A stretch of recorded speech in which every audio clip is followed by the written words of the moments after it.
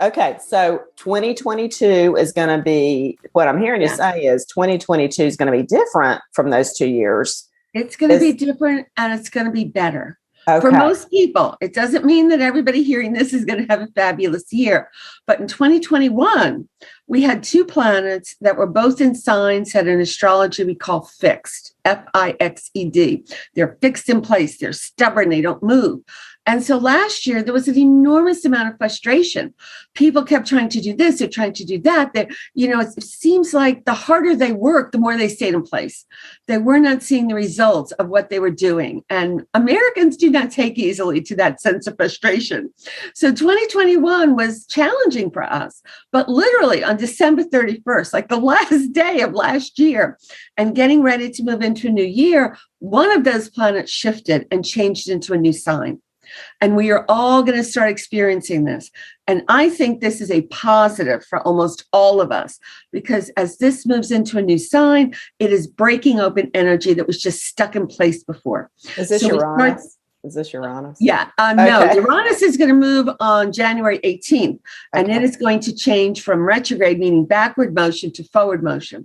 But the planet that changed signs on December 31st is Jupiter. And last year it was in Aquarius, and this year it moves into Pisces. And Aquarius is very stubborn, but Pisces is not.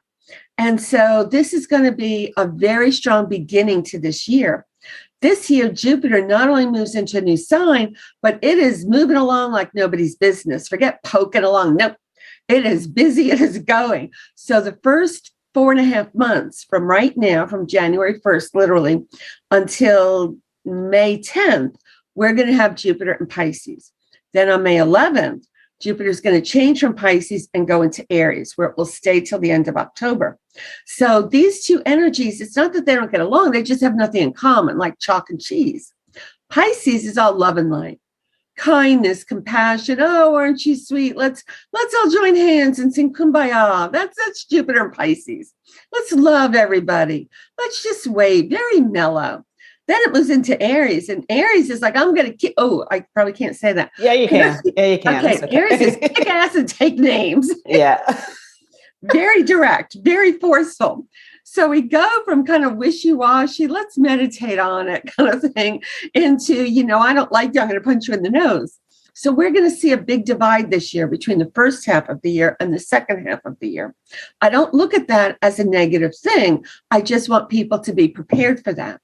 As we move into this first half of the year, Pisces is all about our spiritual life. It is also about our psychological well-being. So for many people, we may see them start counseling. We may see them find a therapist. We may see them hit a wall and go, I can't do this anymore. I have to talk to somebody. But that's actually a healthy thing, as you well know. So this is a good thing. People start to look within. If somebody has any kind of a strong spiritual life, regardless of any denomination or religion, just any kind of strong spiritual foundation, this is going to be very positive for them, because we feel more connected to the divine. We feel hungry to establish some sort of connection with a higher energy, a higher wisdom. So we are looking at having a reading. We are looking at meditation. We are looking at exploring the world of what is not seen. We want to talk to our guides. We want to keep a dream journal. All of these things become more important to us. The downside, the shadow side of Pisces that you have to watch out for, is that Pisces is a sign of escape. So what do you do to escape? For me, it's reading a book. I love to read books. I'll escape into a book and put everything aside. But we all know that sometimes there are much less healthy escapes: drugs, alcohol, sometimes mental illness. We may be more aware of, Uncle Fred that is drinking a little too much, or this person who seems to be spaced out all the time. So escaping sometimes is not necessarily a bad thing, but we want to make sure we're escaping in healthy ways. That we're doing. Susan, I loved how you phrased that, because I have a Pisces ascendant, and I think, and so for me, my escape is with food. I have to be really careful about, and so having said, or sugar in particular, but having said that, I think you phrase that in such a compassionate way for people out there who Because Pisces, to me, really, they have such the intuitive gifts, and They do. They're the creative abilities, and their intuition is just off the chart. But then you also, every sign has a dark and a light side. So I think it's beautiful the way you phrase that as escaping, because that's exactly what it is. We all sometimes need to shut out the world, turn off the news and don't call me. I'm taking the phone off. We just need a little peace and quiet, especially when the world is so active right now. Yeah. So escape is not unhealthy.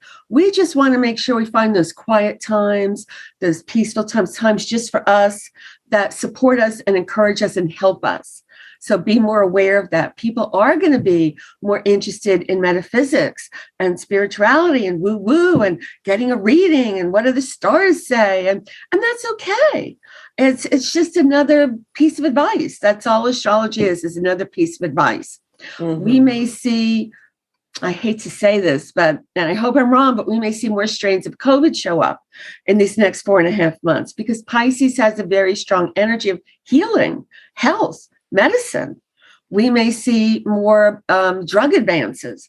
When I start to meditate on COVID for this year, the image that came into my mind was that, I don't know if your listeners are old enough to remember this, but I remember going to amusement parks and we would play that whack-a-mole game where you had to pop up somewhere else, you had to keep whacking.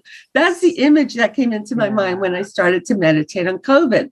And it tells me that that's how we're going to be dealing with COVID this year. It's like, it's going to pop up somewhere. We're going to be on it. We're going to whack it back down. It's going to pop up someplace else. I do think that we are going to see the death rates from COVID fall this year, which is a good thing. I don't see COVID being gone this year. I see that happening next year. When I meditate on this, I see people wearing masks through the end of 22. So in that sense, 22 is pretty much a carryover of 21. Still social distancing, still wearing masks. But in 23, we start to get on the other side of it. And 23 is when I see things starting to relax, COVID passports being a thing of the past, countries opening up the border. So this year is moving towards something good, but we're still going to have to deal with that. Okay. So I know I want it to be gone like everybody else, because I am so tired of it. All sick of it. We're so tired of this. But I will say in the second half of this year, between May 11th and the end of October, as Jupiter moves into Aries, I think we're going to see people get their second wind. I think we're especially going to see Americans get their second wind. Pisces energy can sometimes be passive. Let me think about that. I'm not sure what I want to do. Very, very sometimes laissez-faire about things. And, but Aries is not. Aries says, let me do this. I want to take action. I want to make this happen. So I think the people who may have gotten off to a slow start at the beginning of the year in terms of diet or exercise get their second winds in May. So be patient and kind with yourself. If you're falling off your diet and you're not very disciplined, Pisces hates discipline. It has no discipline. If you like it, do it. If you like it a lot, do it a whole bunch. That's Pisces philosophy. But come the energy in May, when we move into Aries, that's much more focused, much more, okay, I'm going to the gym 4 times a week. I have my eating plan in place. I'm going to do this. So the first half of the year is good for planning.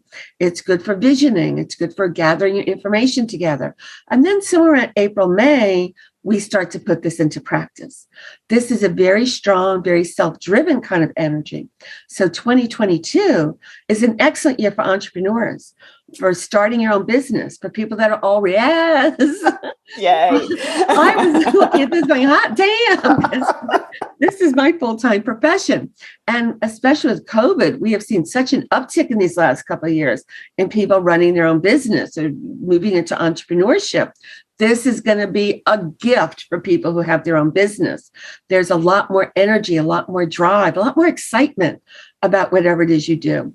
So there's a wonderful openness of wanting to try new things. Oh, let me add in this. Or, I can make that jewelry business into something. We have more confidence in ourselves.